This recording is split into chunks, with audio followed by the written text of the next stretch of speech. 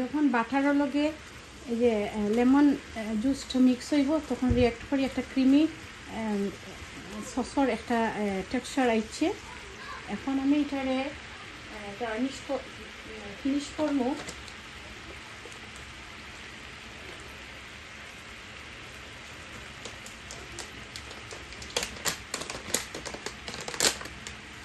Chilli flakes দিয়ে একটু chilli flakes দিলাম।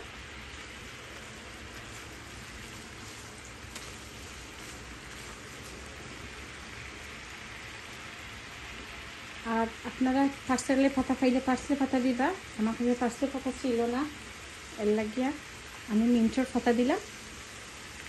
দিয়া আমি সসটারে কমপ্লিট করলাম।